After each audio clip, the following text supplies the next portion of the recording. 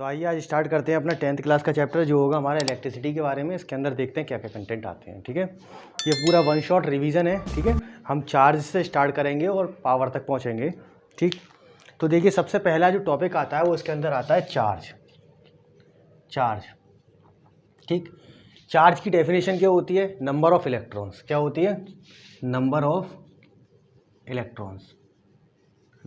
Electrons. यानी किसी wire के अंदर जो नंबर ऑफ इलेक्ट्रॉन्स हैं उसको क्या बोलते हैं? चार्ज बोलते हैं। ठीक है, चार्ज हमारा इसको रिप्रेजेंट करते हैं क्या? क्यू से। ठीक है, इसको रिप्रेजेंट क्यू से करते हैं और इसका फॉर्मूला होता है Q equal to N E. अभी एन क्या है? नंबर है, और ई क्या है? इलेक्ट्रॉन है। क्या है? इलेक्ट्रॉन। ठीक, इलेक्ट्रॉन की वैल्यू कितनी होती है? ई इजकल टू 1.6 इंटू 10⁻⁻⁻19 कूलाम। देखिए इसकी वैल्यू यूनिट कितनी होती है? कूलाम होती है। इसको कूलाम ने पता किया था। और दूसरा चार्ज की जो यूनिट होती है वो भी कूलाम होती है। ठीक, तो किसी भी चार्ज के अंदर कितना नंबर ऑफ इलेक्ट्रॉन प्रेजेंट है उसको क्या, किसी भी वायर के अंदर नंबर ऑफ इलेक्ट्रॉन्स जितने भी हैं उसको क्या बोलते हैं? हम चार्ज बोलते हैं। क्या बोलते हैं? चार्ज। तो चार्ज कितने टाइप्स का होता है? चार्ज होता है हमारा 2 टाइप्स का। नंबर 1 पॉजिटिव चार्ज और नंबर 2 नेगेटिव चार्ज। ये चार्ज का नेचर होता है। ठीक, चार्ज हो गया। अब चार्ज के बाद में इसके अंदर आता है करंट किसको बोलते हैं? The flow of charge. ठीक है, फ्लो ऑफ चार्ज क्या होता है? यानी कि फ्लो ऑफ इलेक्ट्रॉन्स भी बोल सकते हैं उसको। क्या बोलते हैं हम? करंट बोलते हैं। क्या बोलते हैं? करंट। ठीक, यानी कि करंट क्या है? दूसरी डेफिनेशन इसकी होगी, देखिए इसको रिप्रेजेंट करते हैं स्मॉल आई या कैपिटल आई से। ठीक, इसका फॉर्मूला होता है I equal to Q upon T. ठीक है, the flow of charge is known as current. यानी कि इसको दूसरी लैंग्वेज में ऐसे बोलते हैं ratio of charge and time. मतलब किसी टाइम में किसी वायर के अंदर जो जो चार्ज फ्लो होते हैं, जो इलेक्ट्रॉन फ्लो होता है उसको क्या बोलते हैं हम? करंट। ठीक, इसकी यूनिट होती है कूलाम पर सेकंड। और अनदर यूनिट जो होती है इसकी, यानी कि 1 कूलाम पर सेकंड इजकल टू होता है 1 एम्पियर। क्वेश्चन आपसे पूछ सकता है कि 1 माइक्रो एम्पियर कितना होता है? माइक्रो, यानी कि इसको ऐसे भी रिप्रेजेंट कर सकते हैं 1 micro ampere equal to 10⁻⁻6 ampere और 1 milli ampere equal to 10⁻⁻3 ampere. ठीक, और 1 nano ampere equal to 10⁻⁻9 ampere. ये करंट की डेफिनेशन हो गई, करंट का फॉर्मूला हो गया, रिप्रेजेंट किससे करते हैं, ये सारी चीज़ हो गई। अभी करंट के बाद में आता है इलेक्ट्रिक पोटेंशियल, या फिर इसको बोलते हैं electric potential difference. Electric potential क्या चीज़ है? इलेक्ट्रिक पोटेंशियल होता है हमारा V equal to W upon Q. बेटा आजेम, ठीक है, ये होता है हमारा इलेक्ट्रिक पोटेंशियल। इलेक्ट्रिक पोटेंशियल को रिप्रेजेंट किससे करते हैं? इलेक्ट्रिक पोटेंशियल या फिर पोटेंशियल डिफरेंस भी बोलते हैं इसको। ठीक है, अब ये होता क्या है? देखिए ये कोई वायर है, ठीक है, या फिर यहाँ पर कोई इलेक्ट्रिक फील्ड है। ठीक है, इस चार्ज को, किसी चार्ज को इन्फिनिटी से जब पॉइंट ए तक लेके आएंगे तो उसको केवल बोलते हैं पोटेंशियल डिफरेंस। ठीक है, या एक सिर्फ बोलते हैं पोटेंशियल। और जब एक पॉइंट से दूसरे पॉइंट तक लेके आते हैं, ए से बी तक, किसी चार्ज को ए से बी तक लेके जब हम आएंगे तो उसको क्या बोलते हैं? Electric potential difference. और ये होता है V A minus V B equal to W upon Q. ठीक, अभी डब्ल्यू यहाँ पर क्या है? डब्ल्यू हमारा वर्क है, और वी क्या है? पोटेंशियल या फिर इलेक्ट्रिक पोटेंशियल, और क्यू क्या है? चार्ज। ठीक, ये दोनों की यूनिट कितनी होती है? इसकी यूनिट होती है जूल पर कूलाम, यानी कि 1 जूल पर कूलाम इजकल टू कितना होता है? 1 वोल्ट। ठीक, तो इसकी भी यूनिट वही होगी, या तो वोल्ट होगी या फिर जूल पर कूलाम होती है। ठीक, इलेक्ट्रिक पोटेंशियल हो गया। इलेक्ट्रिक पोटेंशियल के बाद में आता है ओम्स लॉ। ओम्स लॉ क्या कहता है? ओम्स लॉ में इलेक्ट्रिक पोटेंशियल जो होता है डायरेक्टली प्रोपोर्शनल होता है क्या? किसके? करंट के। ठीक है, यानी कि V equal to V is directly proportional to I। Ohm's law,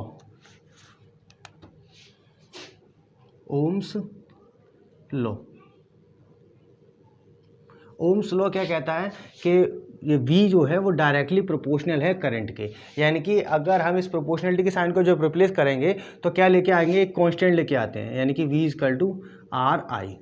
ठीक, इसका मतलब है अब वोल्टेज है यानी कि इसका भी यूनिट क्या होगी, वोल्ट होगी। अगर हम वोल्ट और करंट के बीच में अगर ग्राफ खींचते हैं, वोल्ट और करंट के बीच में हमने ग्राफ खींचा, तो देखिए जब कोई चीज़ डायरेक्टली प्रोपोर्शनल होती है तो वो एक स्ट्रेट लाइन में बढ़ती है। किस लाइन में बढ़ती है, स्ट्रेट लाइन में।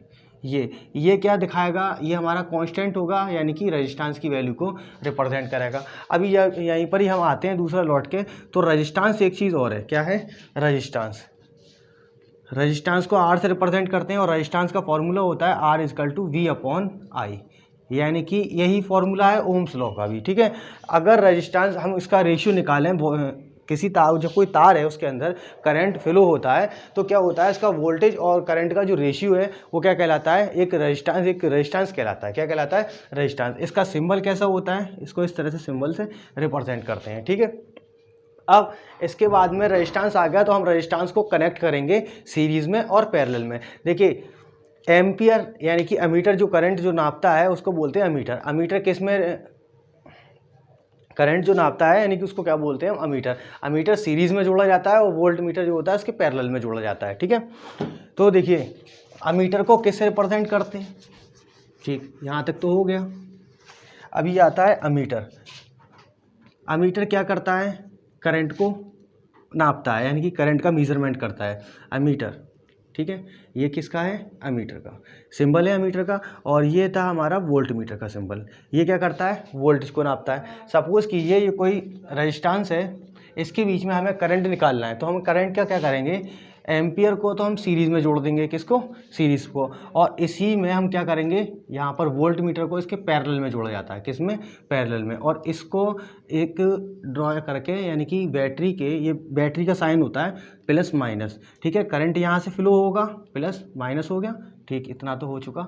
अब देखिए अगर इस रेजिस्टेंस के ऊपर हमें वोल्टेज मेज़र करना है तो क्या करेंगे, हम वोल्टेज को पैरेलल में जोड़ देते हैं, उसके रेजिस्टेंस के पैरेलल में जोड़ेंगे, और अमीटर को क्या करते हैं, हम सीरीज़ में जोड़ते हैं। ठीक है, अब एक चीज़ और है, यहाँ पर थोड़ा सिंबलिज्म की बात की है तो हम की को और पता कर लें, की क्या होती है। देखिए ये की है, यहाँ पर एक की लगाते हैं।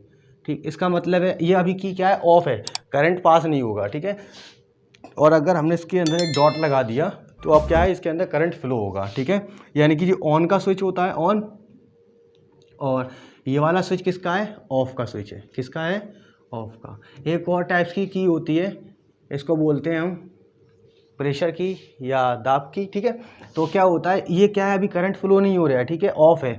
अब इसको हम क्या दिखाएंगे, इसको ऑफ कंडीशन है, और जब इसको ऑन करना होता है तो हम क्या करते हैं, इसको इस तरह से, ये क्या है कंडीशन, ऑन कंडीशन है। ठीक है, करंट फ्लो की डायरेक्शन कहाँ होती है, पॉजिटिव से नेगेटिव तक की तरफ, नेगेटिव तक जाता है। ठीक है, ये हो गया। अब इन रेजिस्टेंस को हम सीरीज़ में जोड़ेंगे। ठीक है, तो देखिए सीरीज़ में जब हम जोड़ते हैं तो क्या होता है, करंट सेम रहता है और पोटेंशियल डिफरेंस डिफरेंट होगा। और जब हम किसी रेजिस्टेंस को पैरेलल में जोड़ते हैं तो क्या होता है, पोटेंशियल डिफरेंस सेम हो जाता है। ठीक है,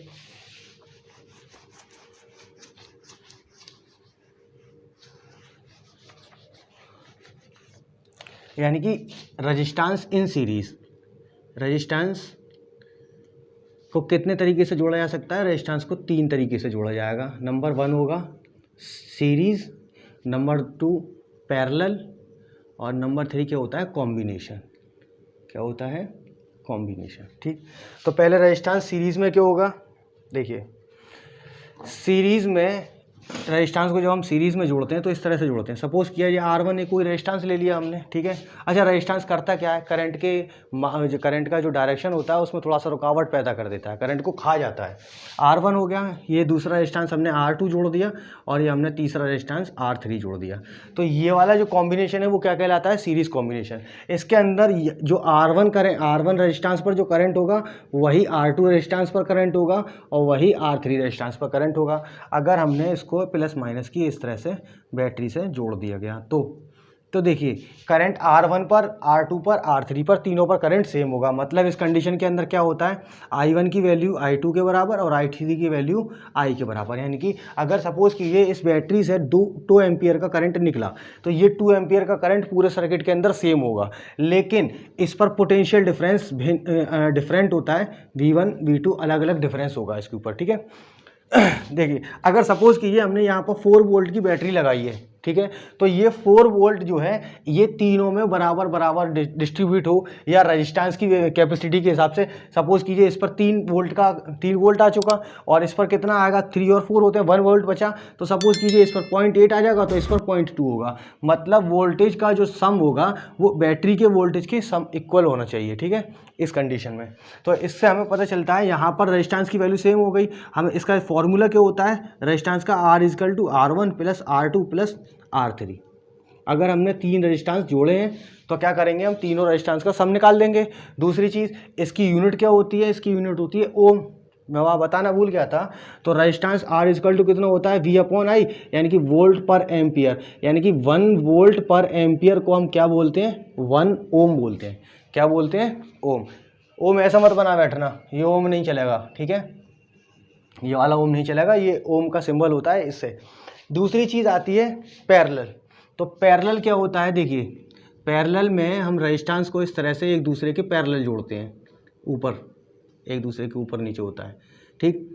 तो इस कंडीशन में क्या होगा, ये कंडीशन जो होती है हमारी पैरेलल की है। पैरेलल कंडीशन में क्या होता है, सब पर पोटेंशियल डिफरेंस सेम होता है, पोटेंशियल डिफरेंस सेम होगा। अब देखिए यहाँ पर किरचॉफ लॉ तो मैं बता नहीं सकता क्योंकि 9th का सिलेबस है, वो 10th का सिलेबस है, ठीक। अब देखिए इस की को हमने जब ऑन कर दिया, यहाँ से की ऑन है, ये प्लस माइनस की हमने बैटरी इसके अंदर लगा दी, I एम्पियर का करंट निकलना स्टार्ट हुआ, ठीक। करंट जैसे ही निकलेगा इस जंक्शन पर जब पहुँचेगा तो करंट 3 जगह डिवाइड हो जाएगा। किस जगह, 3 जगह डिवाइड होगा, यानी कि I1, I2 और I3।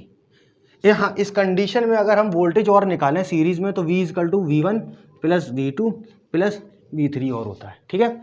ये इसके पोटेंशियल डिफरेंस की इक्वेशन होती है, ये इसके रेजिस्टेंस की इक्वेशन है, और करंट इसके अंदर क्या होता है, सेम हो जाता है। अब पैरेलल जब कंडीशन में आते हैं तो पोटेंशियल डिफरेंस इक्वल है, यानी कि सबको ये क्या होगा, जो V1 की वैल्यू होगी वो किसके इक्वल होगी, V2 के, और V2 की वैल्यू कितनी होगी, V3 की, और ये कितना होगा, V। अगर हमने यहाँ पर 4 वोल्ट लगाया तो इसका मतलब क्या है, वोल्टेज क्या होगा, इस पर भी 4 वोल्ट होगा, इस पर भी 4 वोल्ट होगा, इस पर भी 4 वोल्ट होगा। लेकिन यहाँ क्या होता है, करंट डिफरेंट हो जाता है। क्या हो जाता है, करंट डिफरेंट वे में चलेगा, ठीक है। सपोज कीजिए 4 वोल्ट की बैटरी है तो ये मैक्सिमम करंट 4 एम्पियर निकाल सकती है। कितना एम्पियर निकाल सकती है, 4 एम्पियर। सपोज कीजिए पहले वाले पर 2 एम्पियर आ गया, कितना आ गया, 2 एम्पियर। तो इस वाले पर कितना आ गया, 1 एम्पियर। तो 2 और 3 कितना हो गया, 1। तो यानी कि ये कितना हो जाएगा, 1। यानी कि करंट का डिस्ट्रीब्यूशन होता है इसके अंदर।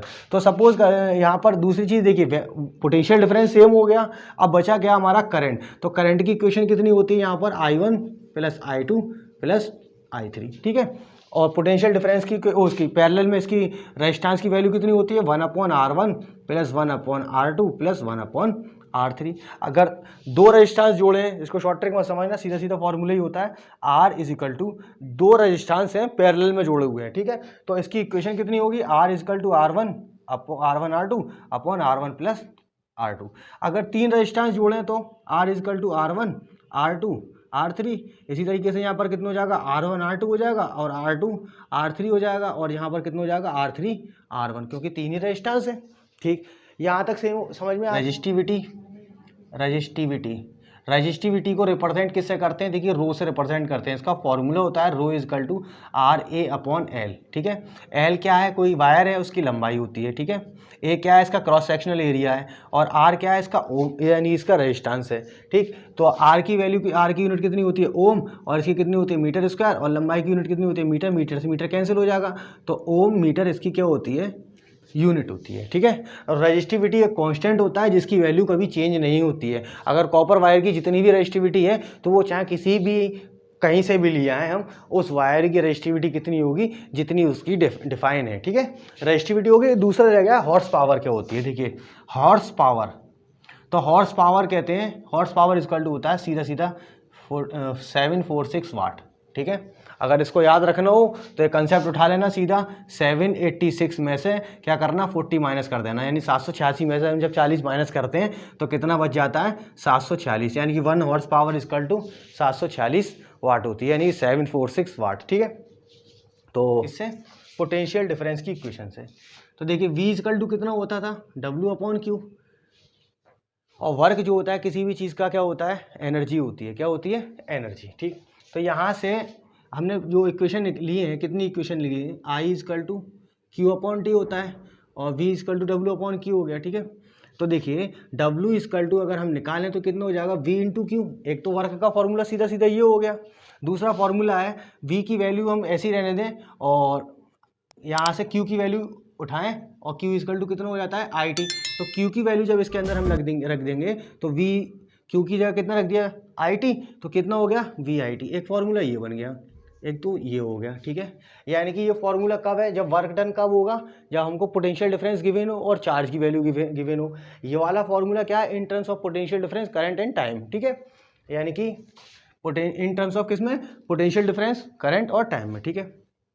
W, अब देखिए वर्क चाहे कोई सा भी उसकी यूनिट कितनी होती है, जूल होती है, ठीक है। अगर हम यहाँ से निकालें तो वर्क की एनर्जी यानी कितनी आनी चाहिए, वोल्ट कूलम।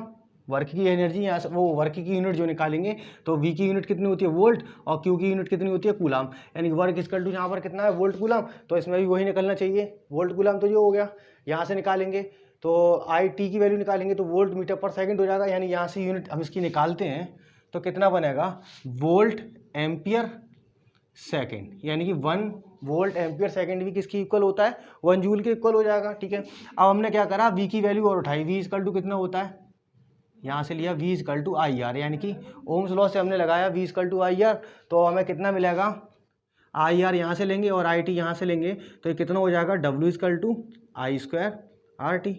यहाँ से अगर हम वर्क की यूनिट बनाए तो 1 जूल इसके किसके इक्वल हो जाएगा, देखिए एम्पियर का स्क्वायर और रेजिस्टेंस की वैल्यू ओम और टी के यूनिट कितनी होती है सेकंड। यानी कि 1 जूल यहाँ से किसके इक्वल हो रहा है, एम्पियर स्क्वायर ओम और सेकंड के, ठीक। दूसरी फॉर्म और होता है, एक फार्मूला और होता है W equal to V square upon R into T.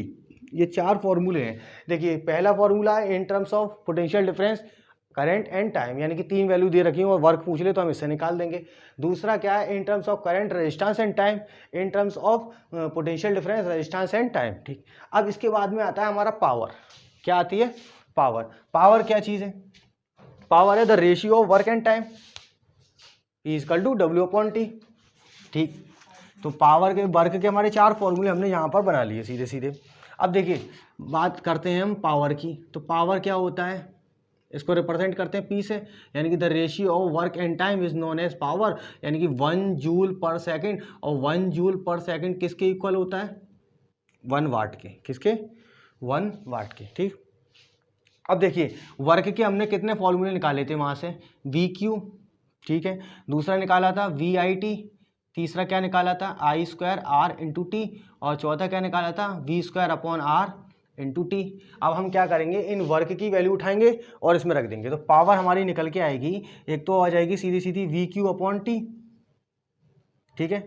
और अगर हम यहाँ से Q अपॉन टी लगा दें तो Q अपॉन टी किसके इक्वल होता है, I के, तो P इक्वल टू एक तो ये हो गई VI, ठीक। और अगर यहाँ से ना लगा पाएँ तो सीधा सीधा हम W की वैल्यू उठाएं और इसमें रख दें तो T से T कैंसिल हो जाएगा, ठीक है। यानी कि अब पावर और लगाते हैं दूसरी, तो ये हो जाता है I square R into T upon T, T से टी कैंसिल हो गया तो P इक्वल टू कितना हो गया, I स्क्वायर R। पावर चाहे कोई सी भी हो, यूनिट कितनी होती है इसकी, वाट। अगर पूछ ले 1 वाट इक्वल टू कितना होता है, 4 ऑप्शन में दे दे, कर एम्पियर का स्क्वायर और ओम, तो ये भी इसकी यूनिट हो जाएगी, लेकिन हम वहाँ पर इसको बनाएंगे, ठीक है। तो एक और रह गया P square V square upon R, P equal to V square upon R into T upon T, T से टी कैंसिल, तो कितना बचा, P equal to V square upon R। अब पावर चाहे कोई सी भी हो, यूनिट कितनी होती है इसकी, वाट होती है, ठीक है। अब यहाँ पर रह जाता है 1 किलोवाट आवर किसकी इक्वल होता है, तो देखिए ये 1 किलोवाट आवर जो है मैंने वर्क एंड एनर्जी वाले लेक्चर में भी कराया था, वहाँ से हमको कितनी वैल्यू मिली थी, यानी कि 1 किलोवाट आवर। देखिए 1 किलो, ये क्या है, किलोवाट दी हुआ है, यानी कि पावर की वैल्यू दी हुई है, यानी कि कितना हो गया 1000 इंटू आवर कितना हमने सेकंड में ले लिए तो कितना हो गया 3600, ये हो जाएगा 3.6 into 10 to the power 6 joule. यानी कि 1 किलो वाट आवर किसकी इक्वल होती है, 3.6 into 10 to the power 6 joule के, ठीक। तो फिर मिलते हैं इंशाल्लाह नेक्स्ट लेक्चर के अंदर, जो होगा हमारा रिफ्लेक्शन और रिफ्रैक्शन के ऊपर।